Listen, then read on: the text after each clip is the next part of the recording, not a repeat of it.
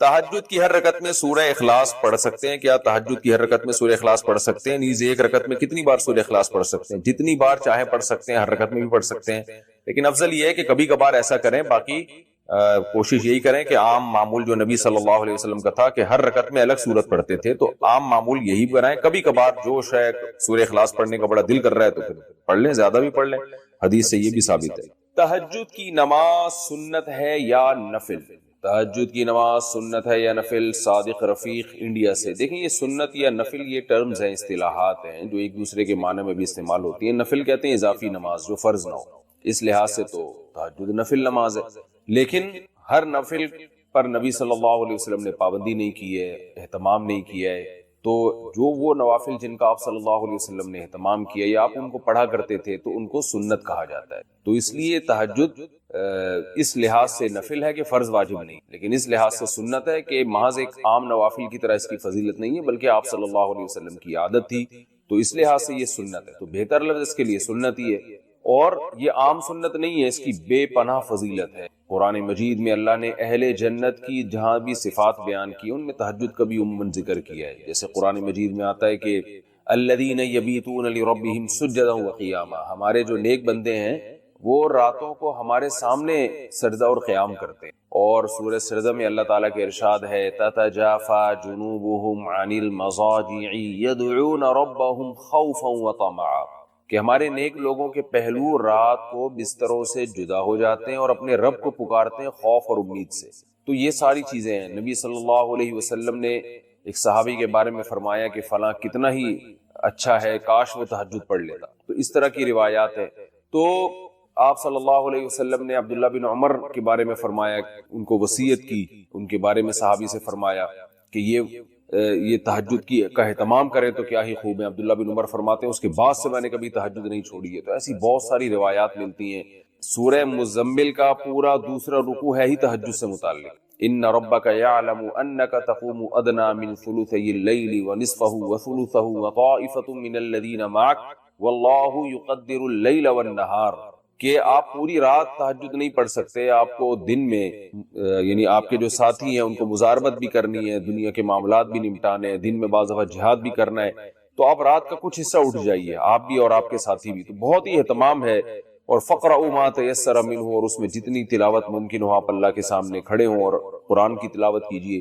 تو یہ اتنی ساری احادیث، اتنی ساری روایات سے علماء کہتے ہیں کہ بہت زیادہ محرومی کا باعث ہے یہ عمل کہ ایک آدمی تہجد نہ پڑھتا ہو. اور آپ صلی اللہ علیہ وسلم نے فرمایا کہ رات کے آخری حصے میں اللہ تعالیٰ آسمان دنیا کی طرف آتے ہیں اور یہ ندا لگاتے ہیں هل من مسترزق ارزق له، هل من مستغفر اغفر له، کوئی ہے مجھ سے روزی مانگنے والا میں اس کو روزی دوں، کوئی ہے مجھ سے گناہوں کی معافی مانگنے والا میں اس کو معاف کروں. اس لیے رات کو جلدی سونا چاہیے، اور تہجد میں رات کے آخری حصے میں جو تہجد کا ٹائم ہے جو سب سے اچھا ٹائم ہے، ویسے تو کسی بھی وقت رات کو پڑھی جا سکتی ہے، لیکن سب سے افضل ٹائم ہے کہ آپ سوئیں اور سونے کے بعد رات کے آخری حصے میں اٹھیں اور اس وقت راز و نیاز کریں، اللہ کے سامنے دعائیں مانگیں. بہت زیادہ اس وقت دعائیں قبول ہوتی ہیں اور نماز کا بہت ثواب ہوتا ہے. ان قرآن الفجر کان مشہودا.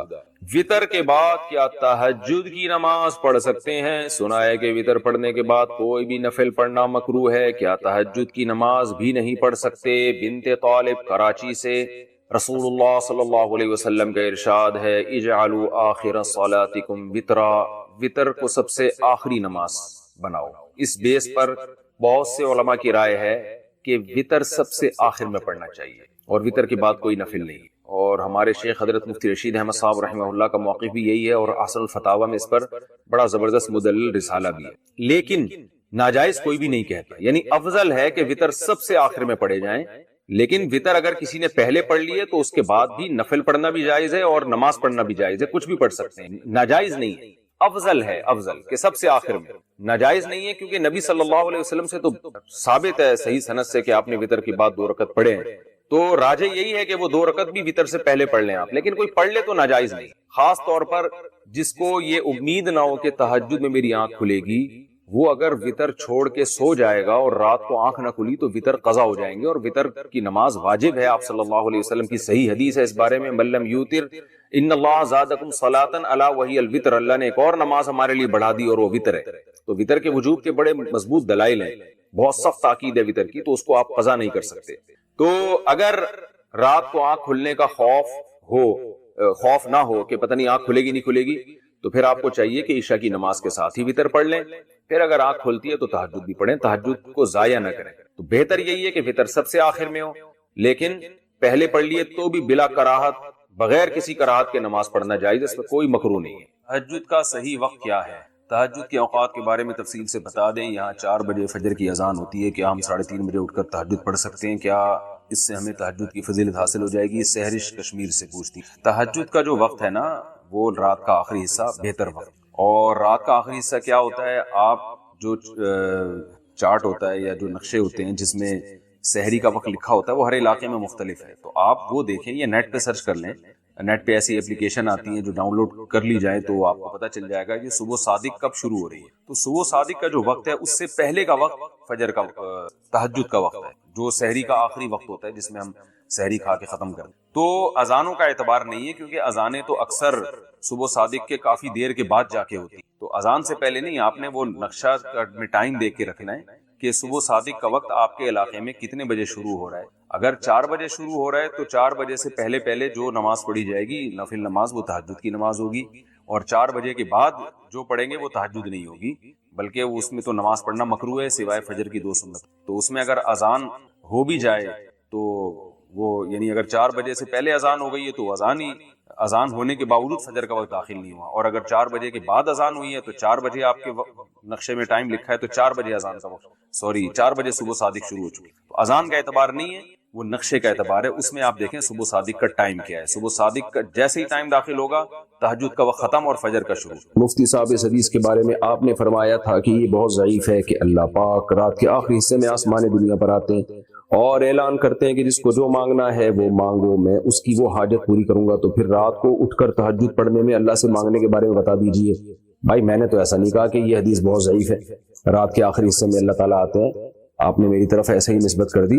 یہ تو صحیح حدیث ہے، رات کے آخری حصے میں آسمان دنیا کی طرف اللہ آتے ہیں، حل من مستغفر اغفر لہ حل من مسترزق ارزق لہ، کوئی ہے مجھ سے توبہ طلب کرنے والا میں اس کی گناہوں کو معاف کروں، کوئی ہے مجھ سے رزق طلب کرنے والا میں اس کے روزی میں برکت دوں۔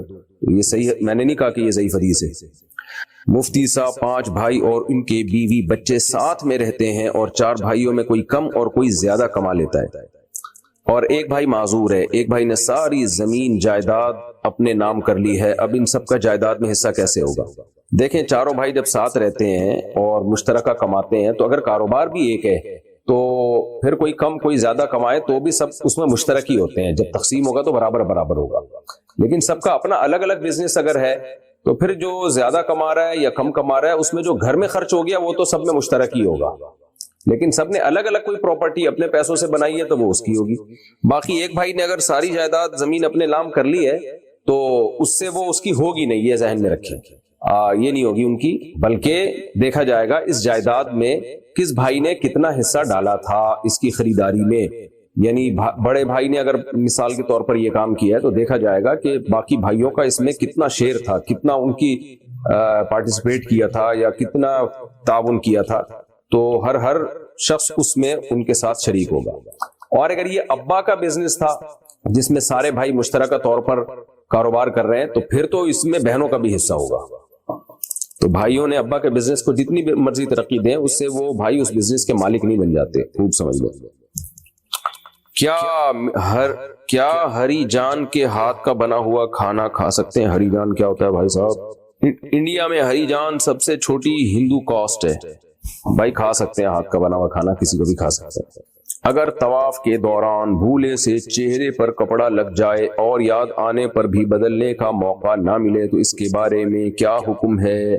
چہرے پہ کپڑا جان کے لگے بھولے سے لگے، احرام کی حالت میں جو بھی غلطیاں ہوتی ہیں ان میں جان کے کریں یا بھولے سے کریں سب میں جنایت ہی شمار ہوتی ہے، وہ یعنی غلطی ہی شمار ہوتی ہے۔ تو اب اگر منہ پہ کپڑا لگ گیا تو کپڑا کم از کم 12 گھنٹے تک منہ ڈھکا رہے گا نا کپڑے سے تو دم لازم ہوتا ہے، تو تھوڑا تھوڑا کر کے لگ گیا تو بس جاتے ہوئے چند ریال صدقہ کر دیں گے تو انشاءاللہ وہ جو بھی یعنی احرام کی پابندیوں کی مخالفت ہوئی ہے اس کی خود بخود تلافی ہو جائے گی. دم واجب نہیں ہوتا اس سے تھوڑی اتنی سی دیر لگنے سے. علی گڑھ صاحب، جو لوگ زندہ نہیں ہیں ان کے نام سے کاروبار کرنا کیسا ہے؟ کیوں کر رہے ہیں بھائی ان کے نام سے کاروبار؟ کچھ سمجھ سے بالا تر ہے تو باقی کر سکتے ہیں کسی کے بھی نام سے. البتہ ہو سکتا ہے کہ جو ان کے وارثین کو اعتراض ہو کہ ہمارے ابا کا نام کیوں کیش کرا رہے ہو. اگر ان کو اعتراض نہیں ہے تو کر سکتے ہیں.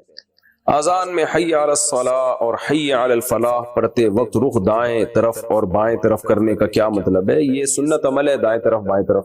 غالباً اس کا مقصد یہی ہوگا کہ آواز دونوں طرف پہنچ جائے، ادھر کے لوگوں کو بھی ادھر کے لوگوں کو بھی. اگر ادھر لوگ موجود نہیں ہیں، بہرحال جنات اور فرشتے ہیں، ان تک آواز پہنچ جائے، تو اس لیے اس کو دائیں اور بائیں طرف کر لینا چاہیے. جنت میں مردوں کو حوریں ملیں گی تو عورتوں کو کیا ملے گا؟ یہ بہت پرانا سوال ہو گیا میرے بھائی، اس کا 20 دفعہ جواب دیا جا چکا ہے.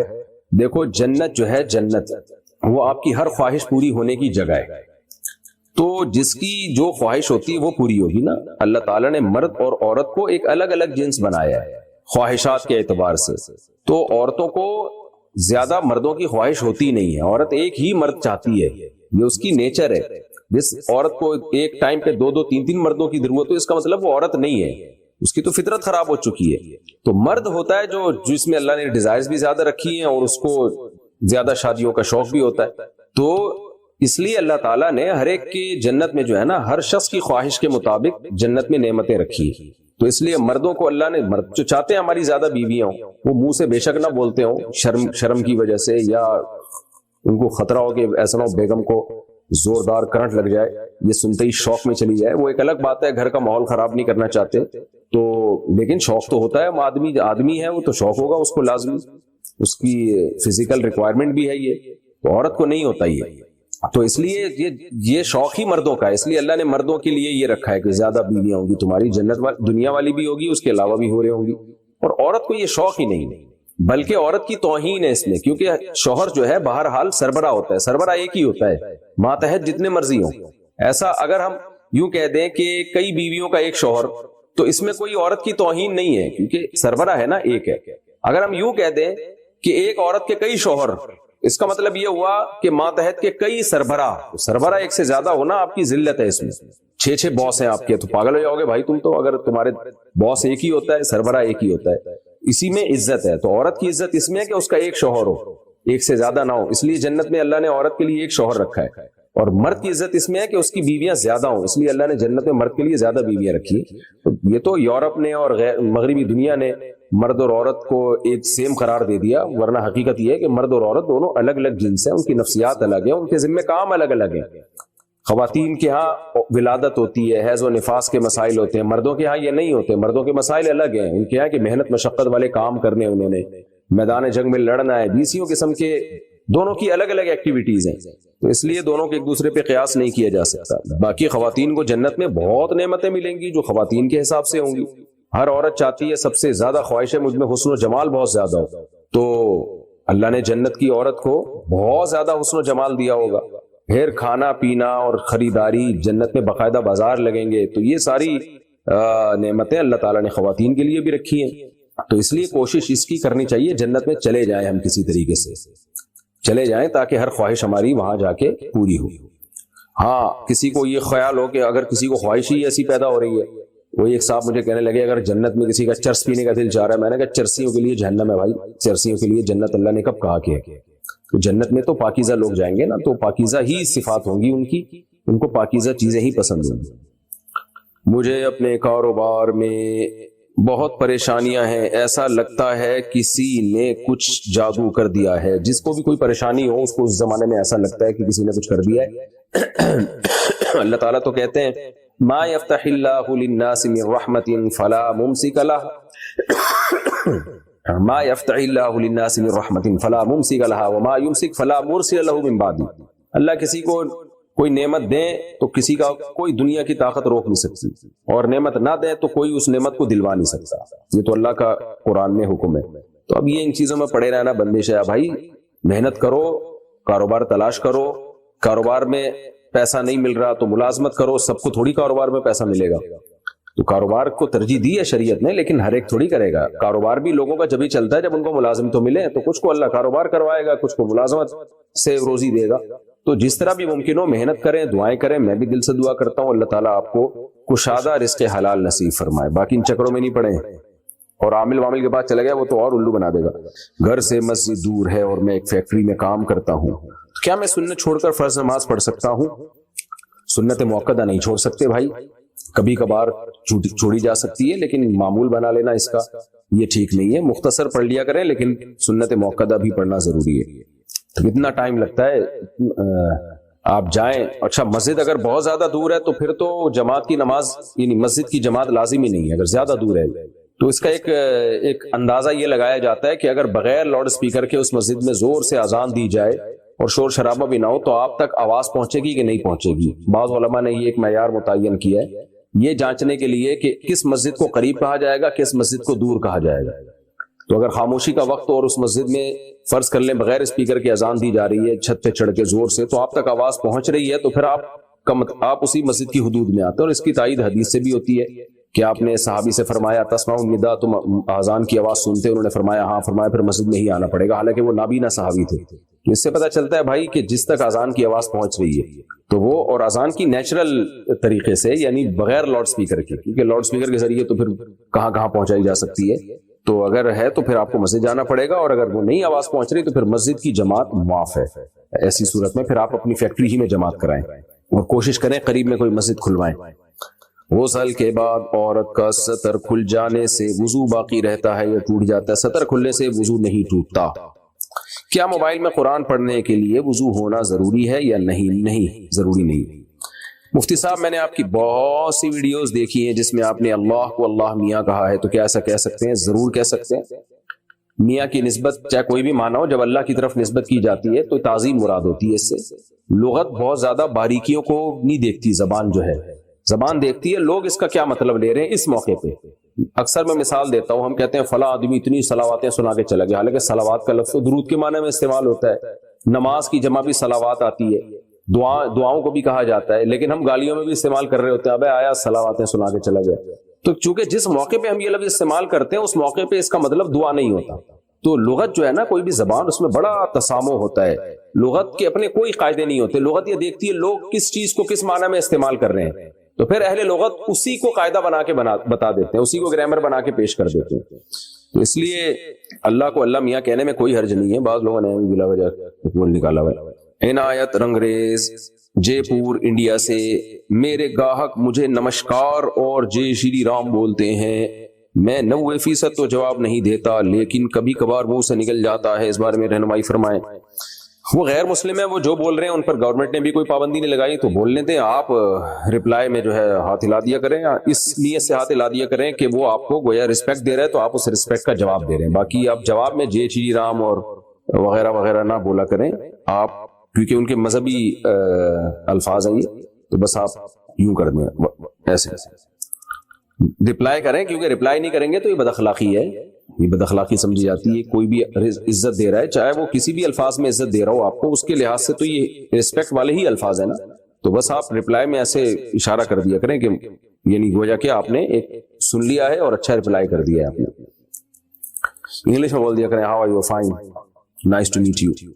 جاوید خان انڈیا سے، مسلمان غیر مسلم کے جنازے میں جا سکتا ہے اور میت کو کندھا دے سکتا ہے؟ جی جا سکتا ہے، لیکن ان کی مذہبی رسومات میں شرکت نہیں کر سکتا اور ان کے لیے دعا نہیں کر سکتا. تسلی کے الفاظ کہہ سکتا ہے ان کے لواحقین کو کہ ہمیں بہت غم ہوا، اللہ تعالیٰ آپ کو اس پہ صبر عطا فرمائے. بس اتنے الفاظ کہے جا سکتے ہیں، لیکن میت کے لیے دعا نہیں کی جا سکتی.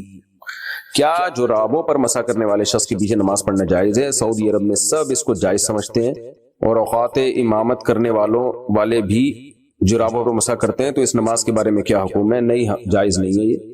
یہ جو دلیل دی جاتی ہے کہ ضرورت کی وجہ سے شریعت میں موزوں پہ مسح کا حکم دیا ہے تو تاکہ موزے اتارنا نہ پڑے، تو اس لیے یہاں تو ضرورت ہے. اگر ہم موزے اتاریں گے تو ظاہر ہے حرج ہوگا. اس کا جواب یہ ہے کہ ضرورت وہ ضرورت ہوتی ہے جس کو شریعت نے ضرورت مانا ہو. وہ موزے جن کو پہن کے بھی آپ پورے پاؤں دھو سکتے ہیں تو ان کو تو اتارے بغیر بھی پاؤں دھوئے جا سکتے ہیں، تو پھر وہاں ضرورت کہاں سے ہو گئی؟ یعنی یہ جو عام ساکس ہوتے ہیں ان کو تو آپ پورا نلکے کے نیچے رکھو، پورے پاؤں بھیگ جائیں گے آپ کے، یہ آپ کہہ سکتے ہو پھر وہ پریشانی ہوگی، وہ موزے گیلے ہو جائیں گے. تو موزوں کا گیلا ہونا شرعی لحاظ سے کوئی حرج والی بات نہیں ہے. حرج وہ حرج معتبر ہوگا جس کو شریعت حرج مانتی ہے. تو یہ جو موزے ہیں چمڑے کے موزے ہوتے ہیں جیسے، ان میں تو حرج یہ ہے کہ ان کو اتارے بغیر پاؤں دھونا ممکن ہی نہیں ہے، لہذا شریعت نے کہہ دیا کہ ان کو پہنے ہی مسح کر لیا کرو. جبکہ یہ جو عام کپڑے کے ساکس ہیں ان کو تو اتارے بغیر بھی آپ پاؤں پورے دھو سکتے ہیں، تو مسح کیسے جائز ہو گیا ان کے اوپر؟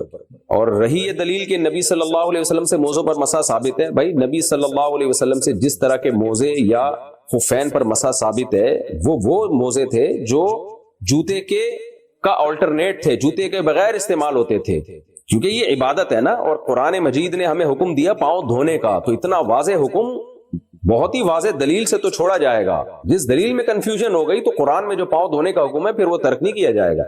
ورنہ تو بعض لوگوں نے یہاں تک بھی کہہ دیا پاؤں پہ ٹیشو باندھ کے بھی آپ مسح کر سکتے ہیں. ان کو کیا، آپ کس دلیل سے آپ رد کریں گے؟ ان پاؤں کا صرف ڈھکا ہونا کافی نہیں ہے، وہ موزے پاؤں میں پہنے ہوئے ہوں جو جوتوں کا آلٹرنیٹ ہوتے ہیں. اس لیے فقہا نے چاروں ائمہ نے کچھ نہ کچھ شرطیں لگائی ہیں اس پہ اپنے اپنے اجتہاد کے حساب سے، کیونکہ چاروں نے اس چیز کو ملحوظ رکھا ہے کہ بھئی جوتوں کا آلٹرنیٹ کون کون سے موزے ہو سکتے ہیں. پھر کسی نے شرط لگائی کہ نیچے بھی چمڑا اوپر بھی چمڑا، کسی نے کہا نہیں صرف اوپر چمڑا ہونا کافی، وغیرہ وغیرہ. میں ان شرطوں کی تفصیل میں نہیں جاؤں گا، لیکن یہ جو موزے ہیں جو عام موزے آ رہے ہیں تو نبی کے دور میں تھے ہی نہیں بھائی.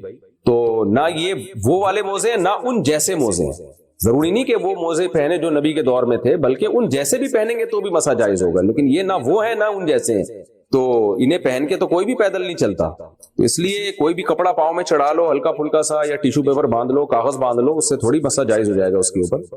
اس لیے ہماری رائے میں ٹھیک نہیں ہے. آپ ان کی اگر یقین ہو کہ امام نے ان موزوں پہ مسح کیا تو اس کے پیچھے نماز جائز نہیں ہے. باقی فتنہ فساد نہ کریں، جھگڑا وگڑا نہ کریں، آپ اپنی نماز پڑھ لیں. اور اگر آپ نے خود نہیں دیکھا تو پھر اس کے پیچھے نماز پڑھ لیں. امام آ کے کھڑا ہوا موزے پہنے ہوئے ہیں تو آپ کو کیا پتا کہ اس نے عام موزوں پہ مسح کیا، ہو سکتا ہے نہ کیا ہو مسح، آپ پیچھے نماز پڑھ لیں اس کی.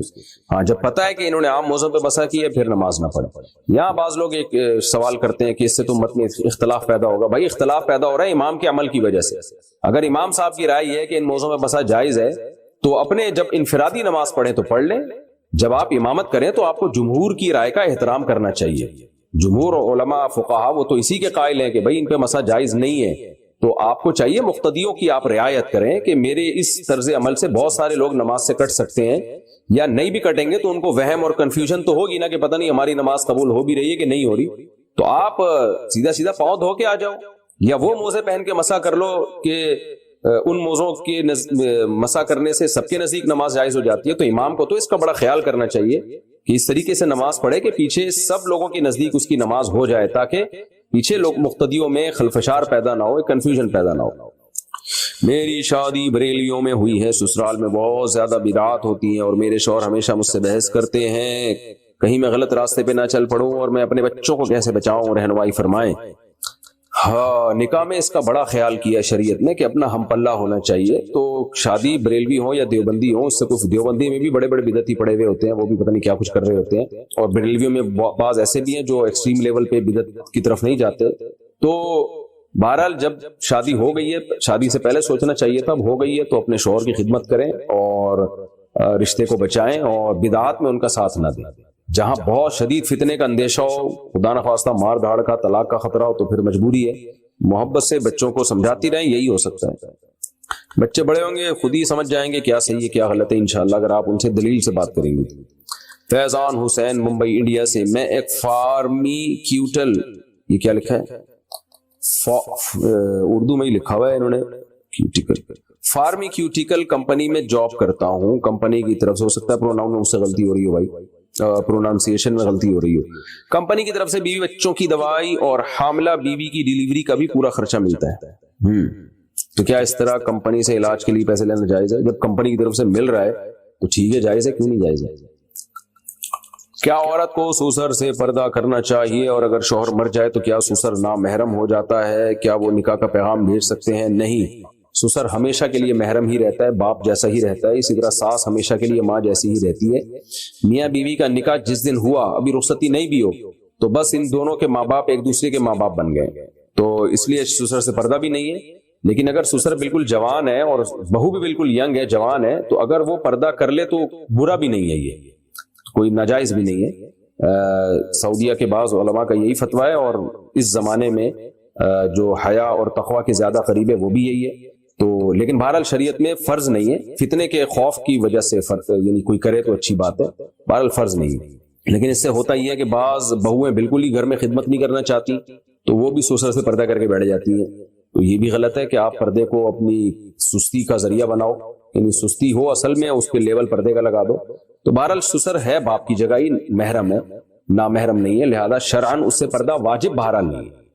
لیکن اتنی بات خوب اچھی طرح سمجھ لیں، بار بار بتاتا ہوں، سسر سے ہاتھ ملانا جائز نہیں ہے. آج کل کسی نے بتایا کہ یوٹیوب پہ ٹک ٹاکر ایسی ویڈیو لا رہے ہیں، شادی ہو گئی تو سسر صاحب بہو سے مل رہے ہیں اور بہو کے کندھے پہ ہاتھ رکھ کے بیٹھے ہوئے. یہ غلط ہے، بے غیرتی ہے، بے شرمی کی بات ہے. ٹھیک ہے بیٹیوں کی طرح ہے، لیکن بہرحال سگی بیٹی تو نہیں ہے، تھوڑا سا ریزرو رہیں اس سے آپ. یہ ہمارے سوسائٹی میں کلچر بھی نہیں ہے ایسا. اور پھر میڈیا پہ لا کے اس کے کیمروں میں آپ دکھا رہے ہیں اور لوگ بھی کہہ رہے ہیں ماشاءاللہ ماشاءاللہ. بھائی جان بہو ہے وہ، آپ ریزرو رہیں اس سے، سر پہ ہاتھ رکھیں بس بیٹیوں کی طرح، بیٹی ہے ہماری. باقی یہ نہیں کہ اس کے کندھے پہ ہاتھ رکھا ہوا ہے، سیلفی بنا رہے ہیں، اس سے مصافحہ کر رہے ہیں، اس کے ہاتھوں میں چوڑیاں چڑھا رہے ہیں. وہ شرم اور حیا بھی کوئی چیز ہوتی ہے. اچھا بھائی، سیدنا عباس رضی اللہ عنہ سے مروی ہے کہ اللہ تعالیٰ نے تمہارے نبی صلی اللہ علیہ وسلم کی زبان کے مطابق مقیم پر 4، مسافر پر 2 اور ڈرنے والے پر 1 رکعت فرض کی ہے. اس حدیث کا مطلب بتا دیں، مجھے دیکھنی پڑے گی بھائی یہ حدیث کہاں ہے. عربی الفاظ دیکھوں گا، پھر انشاءاللہ اگلے بلیٹن میں اس کا بتاؤں گا آپ کو انشاءاللہ. معین خٹک، کیا کوئی بندہ قرآن پاک کی تفسیر خود سے پڑھ سکتا ہے؟ ظاہر ہے خود سے ہی پڑھے گا، اور کوئی اور پڑھوائے گا. تفسیر لکھنے والے کا مقصد ہی یہی ہوتا ہے کہ آسان کر دیا جائے اور تاکہ آپ پڑھیں، تو ضرور پڑھ سکتا ہے. علماء تفسیر لکھتے ہی عوام کے لیے عام طور پر، تاکہ عوام کے لیے قرآن کو سمجھنا آسان ہو جائے. مفتی صاحب، میں دبئی میں فاسٹ فوڈ کمپنی میں کام کرتا ہوں. مسجد تقریباً 3 کلومیٹر دور ہے. جمعے کے دن بہت رش ہوتا ہے اور کمپنی بریک یا چھٹی نہیں دیتی. تقریباً 6 مہینے سے جمعے کی نماز اور نمازیں جماعت کے ساتھ نہیں پڑھی ہیں. کام چھوڑنے کا دل کرتا ہے، صورت میں کیا کریں؟ کمپنی کو محبت سے خط لکھیں، لیٹر لکھیں کہ مجھے آپ چھٹی دیں، جمعے کی نماز میں پڑھنا چاہتا ہوں اور میرے اوپر لازم ہے، اور یہ جتنا ٹائم میں جمعے میں لگاؤں گا یہ کمپنی کو میں ایکسٹرا ٹائم دے دوں گا، تو انشاءاللہ دے دیں گے آپ کو چھٹی. کیونکہ کمپنی کو یہ ہوتا ہے بھئی یہ سارا ٹائم تو وہاں لگا دے گا، آپ بولیں اس دن میں یہ ایکسٹرا ٹائم آپ کو دوں گا. پھر بھی اگر آپ کو چھٹی نہیں دیتے تو کمپنی کو آپ چھٹی دے ہی دیں، دوسرا کام تلاش کریں. جمعہ اتنے لمبے عرصے تک جمعہ چھوڑنا ٹھیک جائز نہیں ہے، بہت سخت گناہ ہے. بچوں کا ٹی وی کمرشل ایڈ میں کام کرنا کیسا ہے؟ اگر ایڈ جائز چیز کا ہے تو اس میں کام بھی جائز ہے، لیکن چھوٹے بچوں کو جب میڈیا پہ بہت زیادہ آتے ہیں نا، تھوڑا بہت تو ٹھیک ہے، بہت زیادہ آتے ہیں تو بچوں میں بگڑنے کا خطرہ ہوتا ہے. بچے وقت سے پہلے اپنے آپ کو بڑا سمجھنا شروع کر دیتے ہیں اور پھر ان کی جو گروتھ ہے نا مینٹل، وہ متاثر ہوتی ہے. بچے میں بہت زیادہ کانفیڈنس پیدا کرنا بھی ٹھیک نہیں ہے، تو وہ پھر بگڑنے کا چانس اس کا ہوتا ہے. بچہ تھوڑا سا بچہ ہی رہے تو کبھی کبھار تو ٹھیک ہے، لیکن زیادہ بچوں کو اس طرح میڈیا پہ لانا اور ان کو جو ہے وہ شو بازی ان میں آ جاتی ہے پھر، تو ان کے اخلاق بگڑنے کا خطرہ ہوتا ہے. ایک ولاگر تھے گلگت کے یا پتہ نہیں کہیں ادھر چترال وغیرہ کے، ان کا بچہ بہت ویڈیوز آ رہی تھی، وہ لاکھوں روپے کما رہے تھے اس سے، لیکن انہوں نے اپنے بچے کو ہٹا دیا وہاں سے کہ بھائی یہ خراب ہو جائے گا، کیونکہ لوگ کمنٹس بھی بچے کے لیے بہت کر رہے ہیں اور بہت زیادہ. تھوڑا بہت تو چلتا ہے، وہ تو کوئی اتنا مسئلہ نہیں ہے، لیکن بچے ہی کا چینل بن گیا، بچہ ہی ولاگ بنا کے ڈال رہا ہے، چھوٹا بچہ، تو ان کے ابا نے وہ بالکل ختم کرا دیا. تو میں نے کہا بڑا خاندانی ابا ہے، پیسوں کو قربان کر دیا بچے کی تربیت پہ. ایسے ہی ابا ہونے چاہیے. آج کل لوگ کیا کر رہے ہیں، بچوں کی تربیت ایک طرف اور خوبصورت بیویاں لا کے اپنے چینل کو پروموٹ کر رہے ہوتے ہیں، اور ان کے جو ہے وہ ادھورے لباس ہوتے ہیں. اور پیسہ اور غیرت میں جب ٹکراؤ ہوگا بھائی تو غیرت کو ترجیح دو، پیسے کو دوسرے نمبر پہ رکھو. رضی انصاری انڈیا سے، میں نماز پڑھتا ہوں لیکن میری والدہ نماز نہیں پڑھتی، میں ان کو نماز کے لیے کس طرح کہوں؟ اور اپنی بہو سے بہت نفرت کرتی ہیں، برائے مہربانی کوئی دعا یا حل بتا دیں جس سے دونوں میں محبت پیدا ہو جائے. دعا بھی کرتا ہوں، میں بھی دعا کرتا ہوں، آپ بھی اللہ سے دعا کر لیں، اللہ دونوں میں محبت پیدا کر دے. باقی بہو اگر بے ادبی کر رہی ہے نا ساس کی، تو بڑوں کی جب بے ادبی کی جاتی ہے تو پھر بڑے کے دل میں بالکل 2 ٹکے کی عزت نہیں ہوتی. تو آپ اپنی وائف سے کہیں کہ بس میری اماں کو ریسپیکٹ ضرور لازمی دیا کرو، آگے سے ٹیڑھا جواب نہ دیا کرو، بس یہ بہت خطرناک ہوتا ہے. تو کم از کم اتنے کام کر لے. اور پھر بھی اگر اماں نفرت کرتی ہیں، ہاں تو پھر اماں کی ہدایت کے لیے دعا ہی کر سکتے ہیں، اور کیا. بہت سی دواؤں میں جانوروں کے اجزاء شامل ہوتے ہیں لیکن ان پر لکھا نہیں ہوتا، تو اگر کسی دوائی میں حرام اجزاء شامل ہوں تو کیا اس شک میں اس دوائی کو لے سکتے ہیں؟ جو نارمل ڈاکٹروں کی میڈیسن ہوتی ہیں اس میں تو حرام اجزاء شامل نہیں ہوتے، البتہ وائٹامنس کچھ ایسے ہوتے ہیں جیسے فش آئل ہے، اب ان کا کیپ جو ہے جیلیٹن سے بنتا ہے تو اس میں حرام بھی ہوتا ہے حلال بھی ہوتا ہے، تو وہ لکھا ہوا ہوتا ہے ان کے اوپر کوڈ۔ اب تو اس میں علماء نے بہت الحمدللہ ریسرچ کر لی ہے، تو ایسا کہیں شک ہو تو آپ تحقیق کر لیں۔ جو اینٹی بائیوٹک ہوتی ہیں ان میں نہیں ہوتے اس طرح کے حرام اجزاء، یہ زیادہ تر جو وائٹامنز ہوتی ہیں نا گولیاں ان میں ہوتا ہے یہ، تو ان میں شک ہوتا ہے کہ کوئی ایسا حرام جز شامل نہ ہو، تو ایسے موقع پہ تحقیق کر لینی چاہیے، بغیر تحقیق کے نہ کھائیں۔ اور گوگل پہ بھی تحقیق ہو جاتی ہے آج کل، جامع رشید کا ادارہ ہے حلال فاؤنڈیشن، گوگل پہ لکھیں سرچ کریں اور پھر وہاں سے بھی رابطہ کیا جا سکتا ہے۔ ڈرائیور اور میری غفلت کی وجہ سے سفر میں عصر کی 2 رکعت نماز قضا ہو گئی، تو بعد میں اس نماز کو قضا کس طرح کیا جائے؟ 4 رکعت پڑھیں یا 2 رکعت؟ نبی صلی اللہ علیہ وسلم نے ارشاد فرمایا جس کی عصر کی نماز قضا ہو گئی نا، ایسے ایسے اس کے اہل و عیال سب کچھ چھین لیا گیا اس سے۔ اور قرآن نے بھی عصر کی نماز کا خاص طور پر اللہ نے حفاظت کا عصر کی نماز کا حکم دیا ہے، تو آپ توبہ استغفار بھی کریں۔ باقی یہ کہ کس طرح کیا جائے، سفر کی نماز جب اپنے مقام پہ قضا کریں گے تو 2 رکعت ہی پڑھیں گے، جو سفر میں نمازیں قضا ہوئی ہیں وہ بعد میں 2 ہی پڑھی جاتی ہیں۔ کیا جب بھی عمرہ کریں گے تو بال کٹوانا ضروری ہے، چاہے مہینے میں 2-3 بار ہو؟ اور مرد اور عورت کے کتنے بال کاٹنا لازم ہے؟ جب بھی عمرہ کریں گے بال کٹوانا ضروری ہے، بشرطے کے بال ہوں، کیونکہ پہلی دفعہ عمرے میں ٹرن کرا دی تو دوبارہ عمرے میں کیا کٹائیں گے پھر بھائی؟ تو دوبارہ عمرے میں پھر دوبارہ اس طرح پھیرنا پڑے گا سر کے اوپر، پھر تیسری دفعہ عمرہ کیا تو پھر اس طرح پھیرنا پڑے گا۔ تو اس میں شریعت کی حکمتیں ہیں، ہو سکتا ہے کراؤڈ کنٹرول کرنے کے لیے اللہ نے حکم دیا، میں کوئی دعویٰ نہیں کر رہا، لیکن تاکہ ایک نے عمرہ کیا تو اب دوسرے کو بھی موقع مل جائے۔ کچھ لوگوں کو بال رکھنے کا دوبارہ شوق ہوتا ہے نا، تو ان کو اللہ کہتے ہیں ٹھیک ہے بار بار عمرے کرنے تو بالوں کی قربانی دو، پھر تمہیں عمرے کی فضیلت حاصل ہوگی۔ تو جن کے بال ہوں تو کم از کم 1 انگلی کا پورا جو ہے نا، جس 1 انچ اتنے بال کاٹنا لازم ہے، چاہے مرد ہو یا عورت۔ اب میرے تو بڑے بال ہیں، اس میں کئی عمرے ہو سکتے ہیں الحمدللہ، تو ایک دفعہ کاٹ دیے، پھر اگلے عمرے میں پھر کاٹ دیے، پھر اگلے عمرے میں پھر کاٹ دیے، تو میں تو 10 15 20 عمروں کے بعد جا کے ٹرینڈ کی نوبت آئے گی۔ تو مرد ہو یا خواتین بہرحال 1 پورے کے برابر ہر عمرے میں بال کاٹنا ضروری ہے۔ راشد میواتی انڈیا سے، بلی کو مارنا کیسا ہے؟ بلا وجہ بلی کو مارنا جائز نہیں ہے، اگر تنگ کر رہی ہے، ٹینشن دے رہی ہے، چوزے کھا رہی ہے آپ کے یا گندگی کر رہی ہے تو پھر مار سکتے ہیں، بہتر پھر بھی یہی ہے کہ نہ ماریں، تھیلے میں ڈال کے کہیں اور چھوڑ کے آ جائیں، تو لیکن آپ کو خطرہ ہے کہ دوبارہ آ جائے گی تو پھر مار سکتے ہیں، لیکن پھر مارنے کا وہ طریقہ استعمال کیا جائے جس میں جانور کو تکلیف کم سے کم ہو۔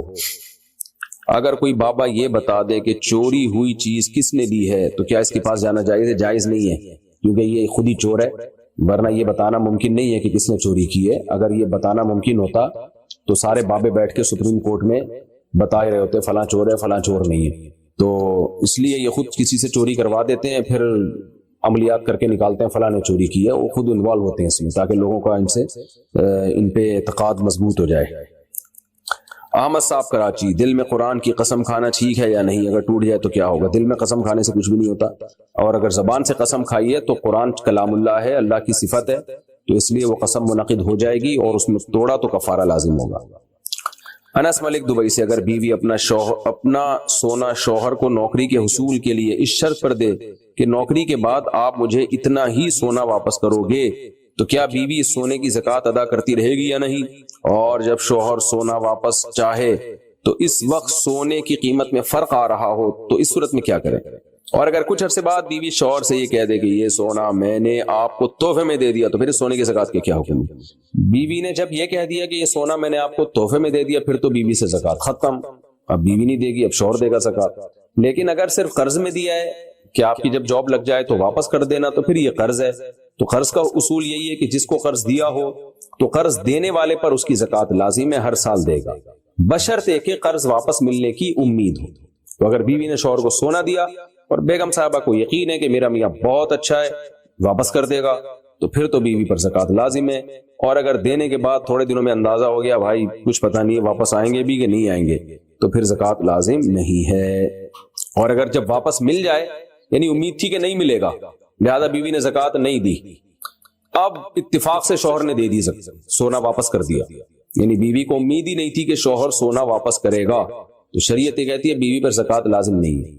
تو کئی سال کے بعد جا کے اتفاق سے شوہر کا دل آ گیا اور اس نے واپس کر دیا، تو اب کیا جتنے سالوں کی بیوی نے زکوٰۃ نہیں دی ہے وہ اس بیوی پر واجب ہوگی یا نہیں ہوگی؟ تو اس میں دونوں قول ہیں۔ احتیاط یہی ہے کہ جتنی سالوں کی زکوٰۃ نہیں دی ہے وہ سب دے اب، اور اس کی بھی گنجائش ہے کہ جو زکوٰۃ ایک دفعہ ساقط ہو گئی تو الساقط لا یعود، وہ واپس نہیں لوٹے گی، ہو گیا بس۔ ہاں جب واپس کرنے پر آئے گا شوہر تو سونا ہی دے گا، اور اگر سونا کے بجائے میاں بیوی آپس میں میوچل انڈرسٹینڈنگ سے یہ طے کرتے ہیں کہ سونے کی قیمت دے دو، تو پھر اس وقت جو سونے کی قیمت ہوگی واپسی کے وقت وہ قیمت دینی پڑے گی شوہر کو۔ اگر ناپاکی کی حالت میں کمبل اوڑھا تو کیا کمبل ناپاک ہو جائے گا؟ نہیں جی، اگر اس پہ کوئی گیلی نجاست نہیں لگی ہے تو ناپاک نہیں ہوگا۔ محمد عابد، نماز کی ہر رکعت میں سورہ اخلاص پڑھنا ٹھیک ہے، لیکن نبی کی جو عام سنت تھی وہ یہی تھی کہ بدل بدل کے سورتیں پڑھنا، اس لیے ہر رکعت میں بدل بدل کے سورتیں پڑھنی چاہیے۔ مذی کو کپڑوں سے پاک کرنے کا طریقہ بتا دیں۔ ہلکا سا دھو لینا بھی کافی ہے، مذی کو تھوڑا سا بس پانی کے نیچے رکھ کے ہلکا سا رگڑ دیں اور نچوڑ دیں تو مذی پاک ہو جاتی ہے۔ مذی کو بہت زیادہ گہرے طریقے سے دھونا لازم نہیں ہے، حدیث سے یہی بات ثابت ہے۔ اگر خفین نیچے سے پھٹ جائیں تو کیا اس پر مسح ہو جائے گا؟ اور پھٹے ہوئے ہونے کی مقدار کتنی ہے؟ 3 انگلیوں کے برابر، پاؤں کی 3 انگلیاں، 3 انگلیوں کے برابر اگر خفین کہیں سے پھٹ جائیں تو پھر اس پہ مسح جائز نہیں ہے۔ زین العابدین کہتے ہیں میں ایزی پیسہ اور جیز کیش کی رقم اکاؤنٹ میں جمع کروانے پر اضافی پیسے لیتا ہوں، یعنی کمپنی والے مجھے کمیشن دیتے ہیں، کیا یہ میرے لیے جائز ہے؟ اس کے علاوہ بجلی، گیس اور ٹیلی فون کے بلز میں مجھے کمیشن ملتا ہے، مثلا بل 102 روپے ہے تو کیا میں 110 لے سکتا ہوں؟ وضاحت فرما دیں۔ دیکھیں، اگر آپ کسی شخص کا قرضہ ادا کریں اور پھر اس سے اضافی پیسے لیں بعد میں کہ ابھی میں دے رہا ہوں، 1 مہینے بعد تم نے مجھے بڑھا کے دینے ہیں، یہ تو خالص سود ہے۔ لیکن جہاں تک میری معلومات ہے جائز کیش میں ایسا نہیں ہوتا یہ ہے کہ میں آپ کے پاس یعنی کسٹمر کے پاس یہ سروس ہی نہیں ہے بل جمع کرانے کی، تو آپ کہتے ہیں ٹھیک ہے میں کرا دیتا ہوں اور اس پہ میں اپنا کمیشن لیتا ہوں کیونکہ میں نے تمہارا جو کام تھا مشکل تھا وہ میں نے تمہارے لیے آسان کر دیا، تو یہ کمیشن جائز ہے، اس میں کوئی حرج نہیں۔